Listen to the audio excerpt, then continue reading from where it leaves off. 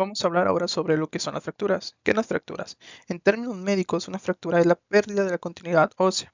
Quiere decir que pues, ya no va a haber una continuidad en el hueso, o sea, ya no va a ser uniforme. Para en términos más sencillos de entender, digamos, bueno, usaremos de ejemplo pues un lápiz. Un lápiz va a simular lo que es el hueso. Si llegamos a romper el lápiz a la mitad o a hacer una pequeña grieta, lo que se genere pues va a ser la fractura y la fuerza va a ser el mecanismo por el cual se generó. Entonces, tenemos aquí un hueso, en la primera imagen tenemos un hueso donde podemos ver que hay una pequeña grieta, o sea, una pequeña línea que va a dividir al hueso a la mitad. Aquí esta no está separada, es una fractura pues simple, o sea, no es tan compleja, está muy fácil, estas son muy fáciles de resolver, pero el problema ya es cuando se llegan a desplazar los pedazos de la fractura, como en la siguiente imagen que tenemos. Las fracturas podemos tener en la mayoría de tipos de huesos que presenta el cuerpo. Podemos tener fracturas de lo que es el fémur, la tibia, peroné, podemos llegar a tener en el húmero, en el radio cúbito también, y pues puede ser en cualquier parte del cuerpo. Ahora tenemos los tipos. Hay diferentes tipos de fracturas. En este caso son las fracturas más comunes o los tipos que se presentan en las fracturas de fémur. Tenemos una fractura transversa. La línea de fractura es horizontal. Esta se produce generalmente por un golpe directo o una fuerza demasiado grande pues que lo va a llegar a fracturar. Y los extremos suelen estar alineados. Esto va a facilitar mucho lo que es el tratamiento. Tenemos las fracturas oblicuas. La línea de fractura tiene una inclinación diagonal respecto pues al hueso. Es causada por una fuerza que actúa en ángulo o por torsión. Y esta tiene más riesgo de desplazamiento. Como vemos en la primera imagen de la oblicua, pues vemos que no se llegan a mover los huesos que están fracturados. Pero en la segunda parte ya vemos que están desplazados ambos partes de los huesos. Y ahora tenemos la fractura en tallo verde o en rama verde. Esta se presenta en los niños cuyos huesos son más flexibles. El hueso se dobla y se fractura parcialmente sin romperse por completo. Y se asemeja a una rama verde que se dobla y se astilla sin partirse, por eso que se llama fractura en tallo verde. Y tenemos por último la fractura en conminuta. El hueso se rompe en varios fragmentos pequeños. Esta suele deberse a traumatismos de alta energía, como pueden ser accidentes y caídas graves. Y esta es una de las fracturas más complejas y requiere un tratamiento quirúrgico en muchos casos. La causa de las fracturas en lo que son para personas jóvenes pues va a ser un golpe directo, una caída, un accidente que va a generar lo que es la fractura. Pero podemos tener que en personas mayores, o sea, ancianos, donde ya tienen una debilidad ósea, pues va a ser comúnmente también por caídas, pero pues esta va a ser dada también por la debilidad ósea que lleguen a tener. Es por eso que se pueden fracturar con mayor facilidad una persona anciana. ¿Y cómo vamos a ver o cómo sabemos que tenemos una fractura? Bueno, generalmente pues va a haber mucho dolor.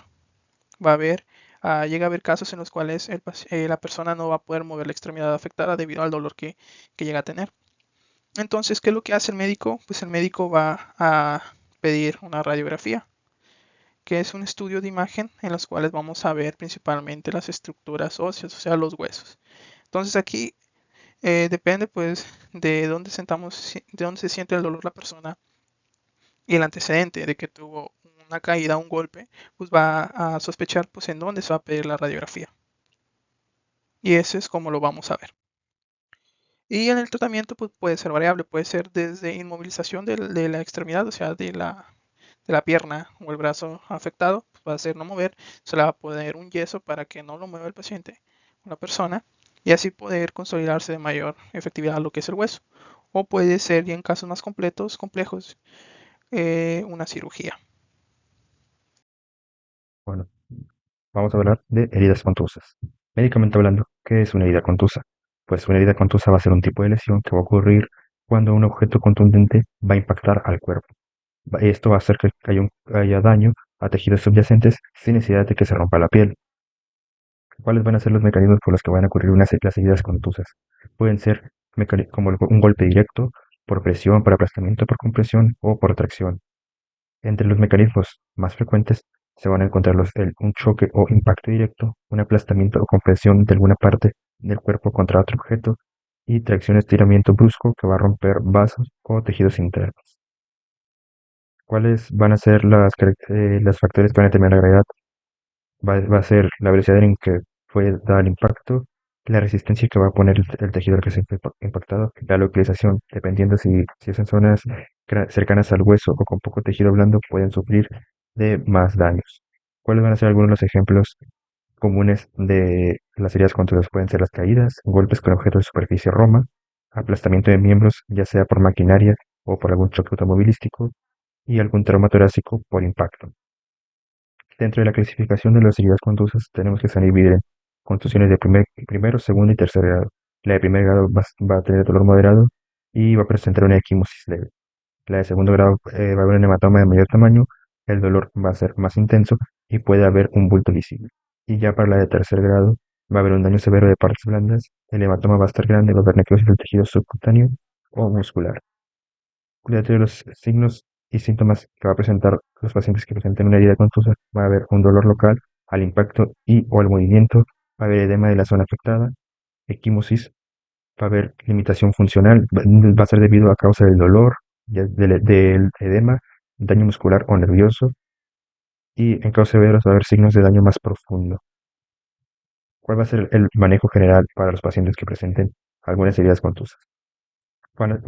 Se hace mención de que van a hacer reposo de la zona afectada.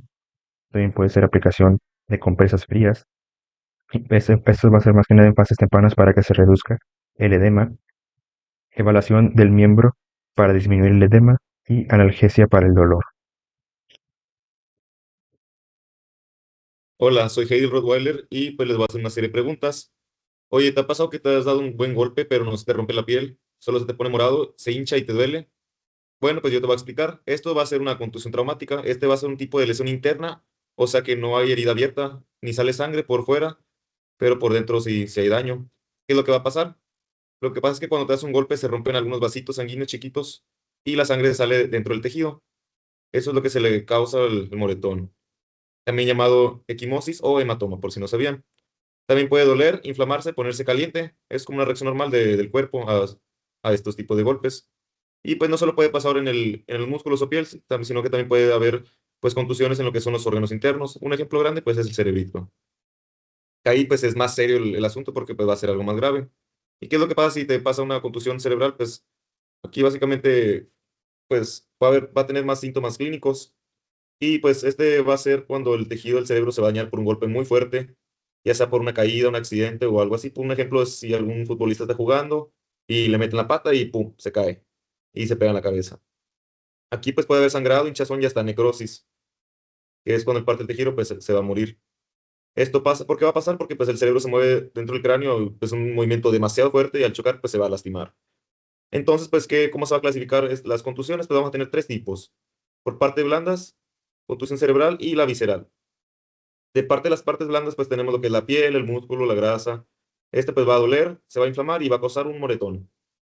En la cerebral, pues esta va a ser más delicada, ya que pues el paciente puede presentar lo que son vómitos, confusiones, convulsiones, pérdida de la conciencia, aquí es donde medimos lo que es el Glasgow. En lo que es la visceral, pues esta va a ser menos común, pero todavía también existe.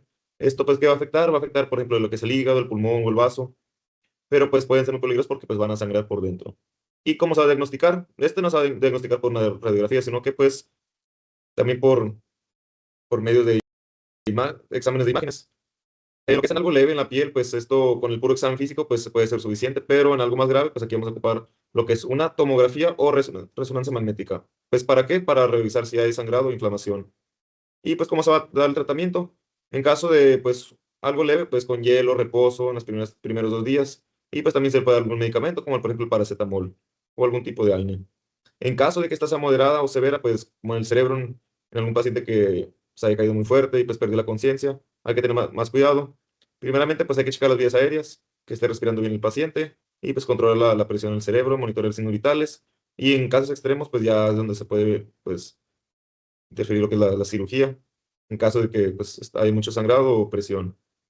Y pues en resumen tenemos que una contusión, pues una lesión por un golpe sin que se abra la piel, pero pues puede causar mucho daño por dentro, dependiendo de dónde y qué tan fuerte el impacto.